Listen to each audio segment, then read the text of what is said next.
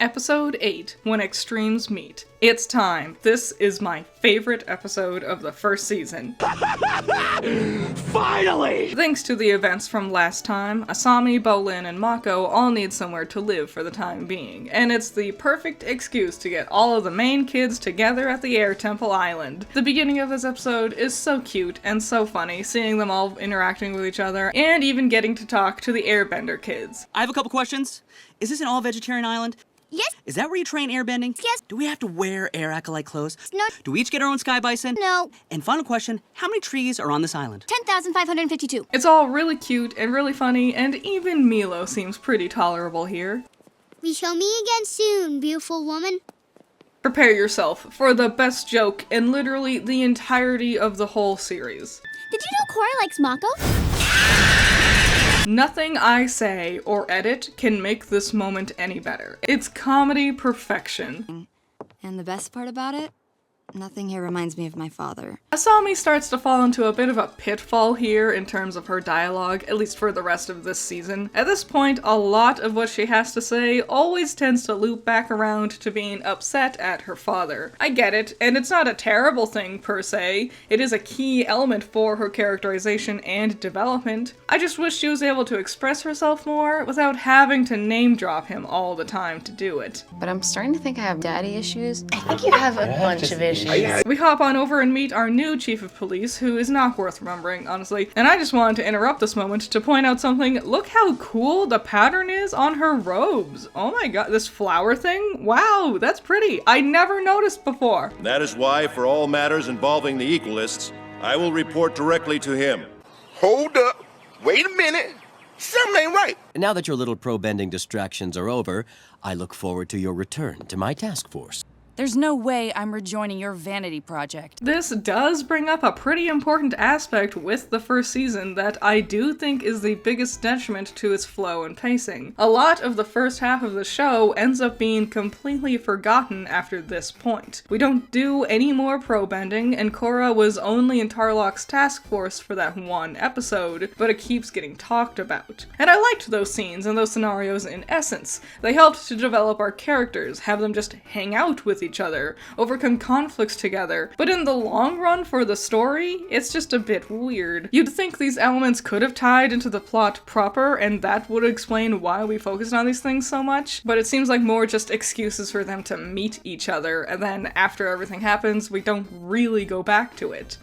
Which reminds me, how is your airbending going? No, he didn't. No, he did not. Girl, no, he ain't. Though this reminds me of, like, the other key story beat that got quietly forgotten all this time. Korra was learning airbending. That was the whole reason she came to this city, was to learn airbending. And she really hasn't been training since like episode 2, has she? Yeah, with everything else going on, it was kind of easy to just entirely forget about that point. And I'm glad they reminded us of that here, because it would be so easy to just go for the rest of the season forgetting that she did not actually know airbending yet. Though I wish it was something we could have talked about a little bit more, and this plot point also. Have you ever made contact with your past lives? Didn't you get the memo from the White Lotus? I'm a spiritual failure too. This is something I wish they had talked about beforehand. The idea that Korra hasn't spiritually interacted with any of her past lives has never been brought up before. And the fact it does get finally mentioned now implies that this will be a big aspect for Korra coming up. And yes, she finally starts doing past life shenanigans in the next episode. It's not bad to use this kind of dialogue to set up important plot points for the audience that's coming up, but it just feels a little heavy-handed. And I wish it could have been just like sewn into the dialogue a little bit more naturally in the episodes prior. Did you see any of the previous avatars in these visions? I saw Aang. I believe Aang's spirit must be trying to tell you something. Thank you. This scene with Korra and her friends might be brief, but it's amazing. The forming of new Team Avatar has always stood out to me as a big turning point for this season. Seeing all 4 of our main heroes finally coming together is a landmark moment. It's happening. This is our main cast, and this is them finally being the team we need them to be. Let's do it! Yeah, let's do it! Too bad it gets ruined by the stupid fart monster gremlin! god, I just hate Milo. What I said earlier about him being tolerable, I take it back. Who the hell at Nickelodeon thought this was the way to finish off the triumphant formation of new Team Avatar? Aw man, we got this moment where Korra is really doubting herself, but her friends help lift her spirits. How do we finish up this scene? They put their hands together and become a team? Have the ugly airbender brat fart on them. What? Yeah, have him fart on them and then they all laugh. I figure one way to fight equalists is to use an equalist weapon. Yay! Yeah, Sokka had a boomerang and a space sword, but Asami has a taser. Honestly, seeing the types of weapons our non-bender members of the team uses is a lot of fun, including her addition to the team with her sweet-ass car, because everyone didn't fit on Naga. Hell no. Although I swear Naga does carry more than 3 people in the future of the show, I'll keep an eye out and point it out if I notice it. I like the new Team Avatar style. Me too, and frankly, this dynamic is one of the 3 key reasons why this is my favorite episode of the season. Seeing all 4 members of Team Avatar finally together roaming around saving the day is fun. If the whole show was an episodic adventure using this setup, then I think it'd be perfect. Honestly, a lot like Last Airbender's setup. I lament the fact that Korra and her squad doesn't get the chance to have many episodic shenanigans due to the tight schedule of the seasonal plot lines, but this is the one episode where we get a glimpse as to what that would have looked like, and I love it. Good fanfiction fuel right here. Also, we get to see some of the coolest uses of bending to help out with the car during the chase. Now!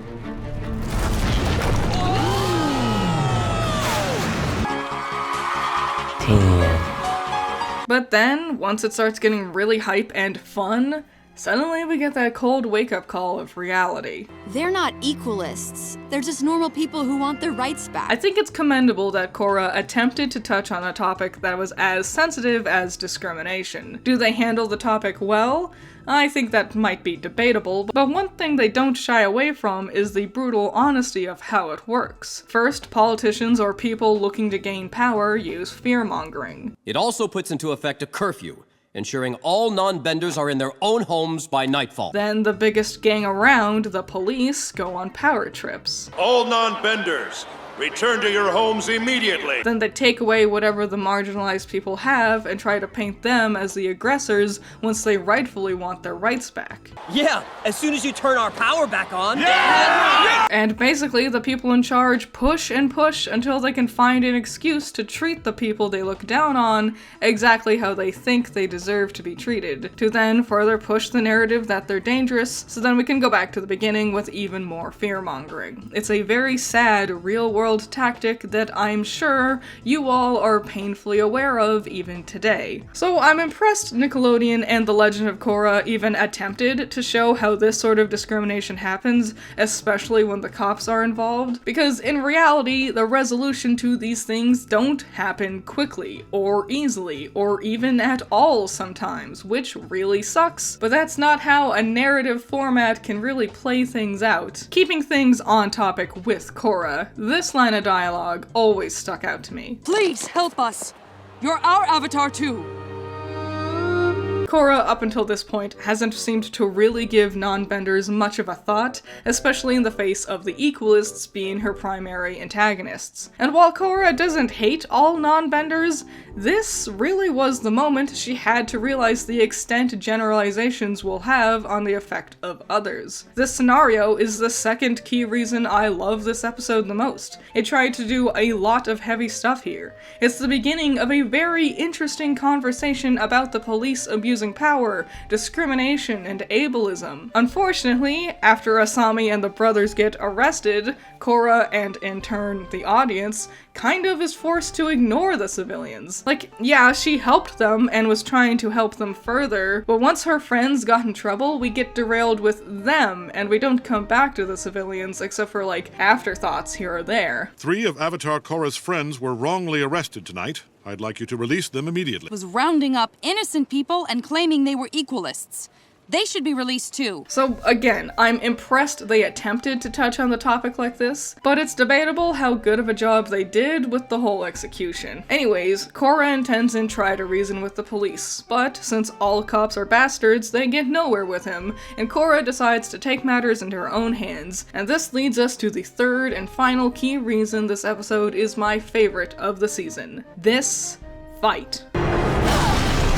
A couple of great things about this fight, which, in my opinion, is the best fight this season has to offer. First of all, I love that they cut out almost all of the music to only highlight the sound effects of their moves. It gives the scene a bone-chilling weight, really emphasizing the incredible feats of strength and skill from both combatants. Second, this is the first time we really get to see Korra going all out. Yeah, we've had some dope fights before, but there was always something holding her back. In this moment, she gets to use all of her skills to the extent of her abilities. Third, this is the first real time we've gotten a waterbending master as our antagonist. The only other waterbenders I can think of who fought with our heroes was Katara fighting Pakku, and then her fight with Hama. While the fight with Pakku was cool, they both used really cool tactics during the fight, that whole scene was also very short. And since it was still only the first season of Last Airbender, their budget for the animation wasn't as extensive as what we see for Korra's level of quality. And also, Pakku wasn't an antagonist, just a thing to fight along the way. With Hama's fight, again, they used really epic techniques, especially when it came to finding sources of water to use in the middle of this forest. But a lot of it ends up just being Katara avoiding Aang and Sokka, who are under Hama's control. And with both fights, it's just a battle between two waterbenders. Korra is the Avatar. Watching her using her firebending, earthbending, hell, even some of her pro-bending boxing techniques